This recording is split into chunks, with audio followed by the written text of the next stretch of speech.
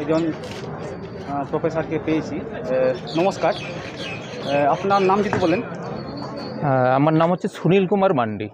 আচ্ছা, আজকে কিসের নিয়ে বন? আজকের বধ হচ্ছে মূলত মানে বর্তমান যে ভারতবর্ষে সারা ভারতবর্ষ জুড়ে বিভিন্ন স্টেটে দেখা যাচ্ছে যে একটা আদিবাসী এবং বিভিন্ন স্টেটে যাদেরকে জনজাতিও বলা হচ্ছে, মূলত তাদেরকে শিডিউল ট্রাইব বলা হয়।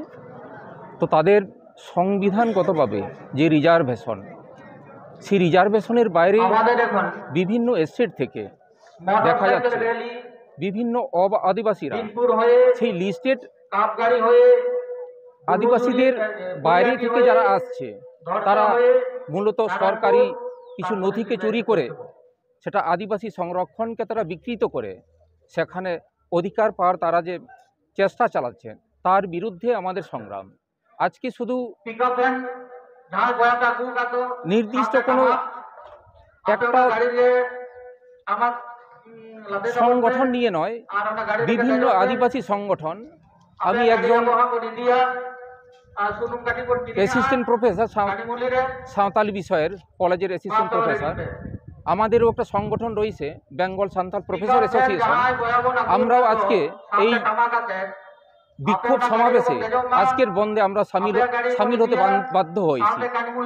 এবং আমরা পার্টিকুলার কাউকে, একটা জাতি বা গোষ্ঠীকে তাদের বিরুদ্ধে নয়, তামাম ভারতবর্ষের বিভিন্ন অল স্টেট আদিবাসীর থেকে যারা আদিবাসীর তকমা নিতে চাইছে এবং সেটা অবৈধভাবে, এবং সরকারি কিছু আমলাদেরকে বিভিন্নভাবে তাদেরকে প্ররোচিত হোক, কোনো রাজনীতি কিছু ষড়যন্ত্র করে হোক, তারা বিভিন্নভাবে তারা সেই এসটি সার্টিফিকেটকে জাল করে হোক, কিংবা কোনো এসডিও ডিএমের মাধ্যমে বিকৃত করে হোক, তারা আদিবাসী লিস্টেড আদিবাসীদেরকে তারা ডিপ্রাইভ করছে। এবং স্টেট গভর্নমেন্ট এবং সেন্ট্রাল গভর্নমেন্ট, মূলত সেটা সেন্ট্রাল গভর্নমেন্টের যে আমরা সিআরআই মূলত যে রিপোর্টটা আমরা জানি, সেখানে আদিবাসী হওয়ার জন্য যেটা ক্রাইটেরিয়া দরকার, এবং বিভিন্ন অস্থিতি নয়, লিস্টেড নয়, মূলত তারা শিডিউল ট্রাইব নয়, অথচ বিভিন্ন চাকরি বাকরি ক্ষেত্রে তারা এসটি সার্টিফিকেটকে জাল করে, বিকৃত করে, কিংবা কিছু তারা ঘুষ দিয়ে সেই সার্টিফিকেটকে বের করে তারা এসটি সংরক্ষণ নিয়ে তারা বিভিন্ন চাকরি বাকরি থেকে শুরু করে আজকে বেশ কিছু স্টেটে দেখা যাচ্ছে এমনকি এমএলএ এমপি হয়ে তারা মন্ত্রীও হচ্ছেন, যেটা শিডিউল ট্রাইব সিট থেকে।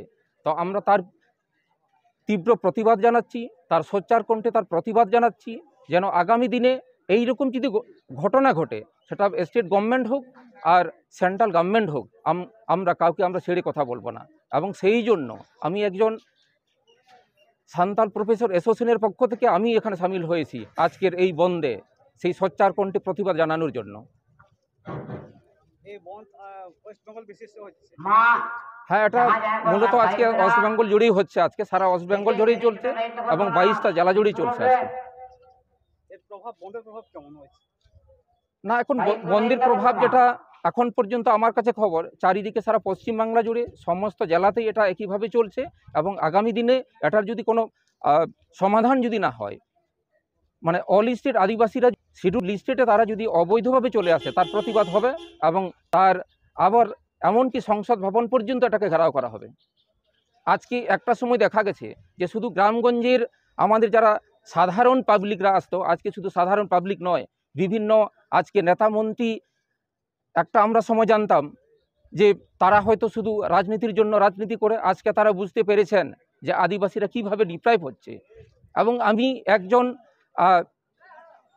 সরকারি এমপ্লয়েড হয়ে আমার যে ফিলিংস হয়েছে, বিভিন্ন জায়গাতে যেভাবে আদিবাসীদেরকে ডিপ্রাইভ করা হচ্ছে, এবং আমরা সাধারণত যারা চাকরি বাকরি করি, আমরা শুধু নিজেদের চাকরি বাঁচানোর জন্যই আমরা চাকরি করি, সমাজের জন্য আমরা করি না। আমার মনে হয়েছে যে আজকের দিনে সবাইকে এগিয়ে আসতে হবে, এবং তবেই আমাদের একটা শিডিউল ট্রাইব, এই লিস্টেড আদিবাসীরা আগামী দিনে সে বাঁচার তারা রাস্তা পাবে।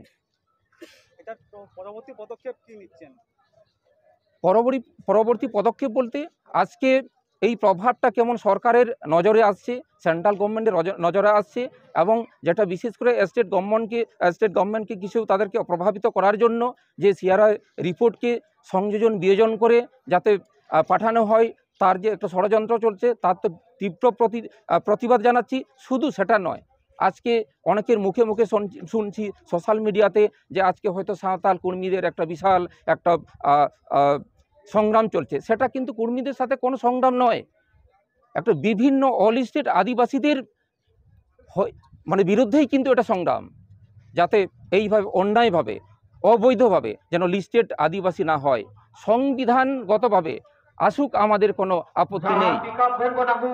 নমস্কার। Thank you.